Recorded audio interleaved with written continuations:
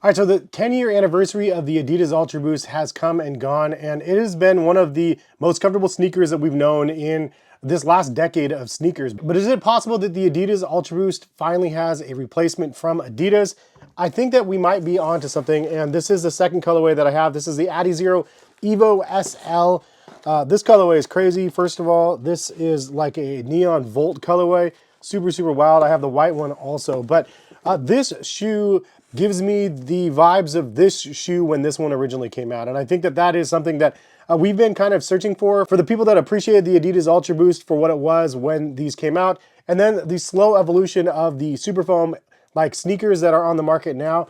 We have like a really, really strong contender from Adidas that really possibly could take the place of the Adidas Ultraboost for the people that are just looking for an everyday, all-day pair of comfortable sneakers that were running sneaker based. So one thing to point out from Adidas though, this is a running sneaker similar to the Adidas Ultraboost. When this one originally came out 10 years ago, this was supposed to be the one that was going to change the running game. But Adidas has their Adizero line that it's definitely done really, really well in the running circuit. And now we have the takedown model of the more expensive Evo Pro, which was a $500 runner that released a while ago. And now this one has released. They are available in the description of the video if you guys are interested in buying them. They retail at $150, and I would say the fit is true to size. But I absolutely love this model. There's so many things to appreciate, and I wanted to kind of use this video and show you guys a new colorway, but also kind of give you a little bit of a comparison to the Adidas Ultraboost, because there are a lot of similarities, but there's also a lot of differences. Now, also, I wanted to call out that in 2024, Adidas released the Adidas Ultraboost 5X, which is another great Adidas Ultraboost model. It's kind of like a 1920 hybrid with a bigger midsole on it. Most boost I've ever felt in the Adidas Ultraboost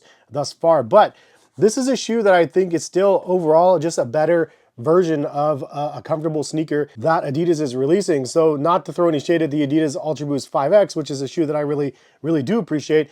I feel like this is a superior model, and it is actually less expensive. It's 150 versus 180, 190 for the 5Xs. Now, first things first, the weight of the shoes. So this is one of the retros, not from this year, but from the previous year. It's 10.4 ounces for one of those things. This is 8.2 ounces. So the Adizero Evo SL is 2.2 ounces less than the original Adidas Ultraboost, which is obviously a really nice treat. Anytime you have a sub 10 ounce sneaker, it's definitely a plus. The other thing that I'll call out right from the beginning is the breathability of this shoe is definitely superior to the Prime Knit that we got in the Adidas Ultraboost, which is one of the powerhouse features of the original Adidas Ultraboost is you have the Prime Knit upper. I think it's one of those things that was very nostalgic. We had the 1.0 pattern, the 2.0, 3.0, 4.0 patterns. They all had different patterns on the knit, which let us know that it was a different version. And then by the Ultraboost 19s and 20s, which came out in 2019 and 20, those had completely different builds all the way around. Primarily, the first 4 or 5 Ultraboosts just had different knit patterns that was stretchy, and it just felt really good. But now we have this new wave of like engineered mesh that they've created that adds tons and tons of breathability to the toe box. It's also reinforced in certain areas that you need it, which is important because otherwise it might be a little bit too thin, but you have reinforcement around the toe cap, around the laces,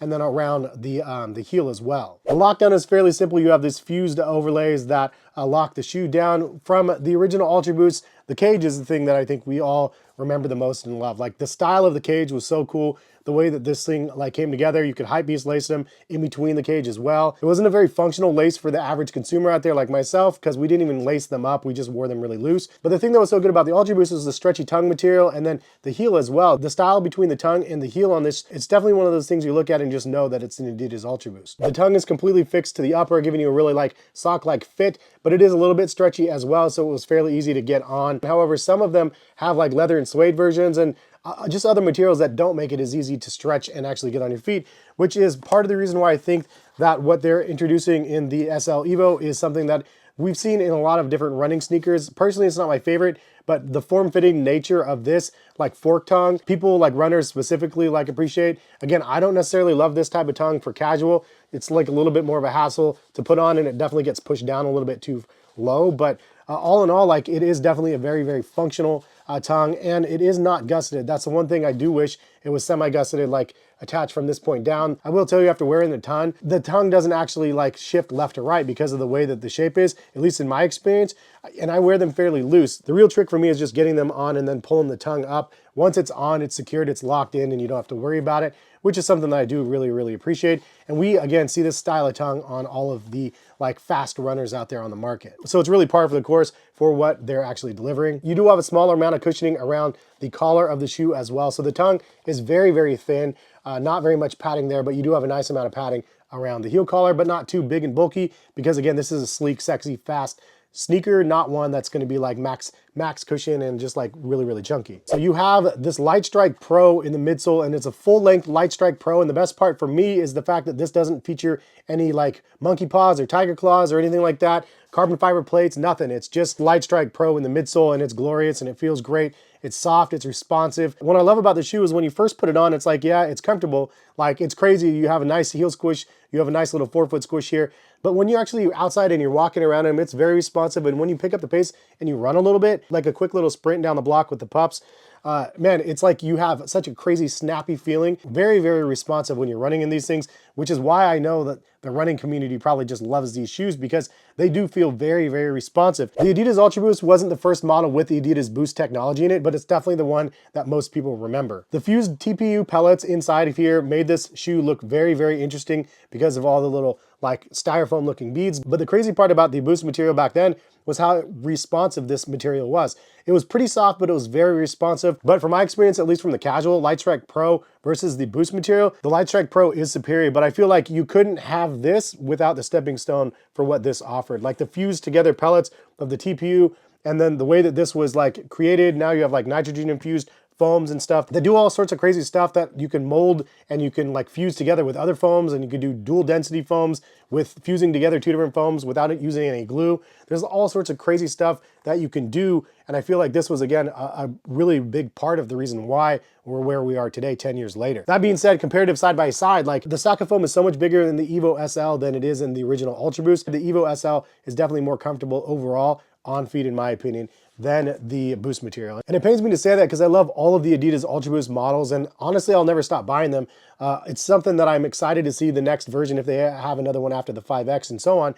But I do feel like they are evolving in the right direction, where you have performance-based, amazing, amazing technology in their footwear, from the $500 down to the $150 runner. And it's lightweight, it's breathable, it's crazy soft and squishy, it's comfortable. It's in line with the best of the best on the market, and I think, again, Adidas has just really knocked it out of the park with this one. Now, the other thing that I really like is the simplistic design of this model. You have kind of a fairly simplistic upper, the huge foam midsole, and then the little strips of rubber on the bottom, which does say Continental on here, so there's a nice amount of traction on the bottom, even though it's a little thin sheet.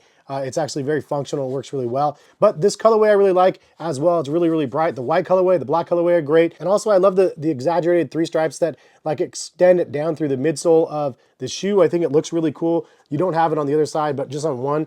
But it looks really solid. It's like a sleek, fun looking pair, one that I think is definitely identifiable, and one that's actually available on Fortnite as well. They have the Fortnite Ultraboost pack also on Fortnite, which is pretty awesome. But I did see a pair of these in a colorway that I actually haven't seen. It's the reverse of this. It's black and then the yellow stripes on it. So I definitely want to get that colorway as well. Now the Ultraboost does have more traction on it than the SL. So you can see there's a lot more rubber and stuff on here. I do like the sleek nature of the SL, but if you need something for trails and stuff, this might not be the best option. Maybe they'll make a like trail version of this. That would be pretty cool, but this is more like for street. The only thing that I'll call out about the Evo SL is that the heel is a little bit narrow. I didn't feel wobbly or anything like that because it's such a big base that honestly it's like fine for casual, but I do wish it was a little bit wider.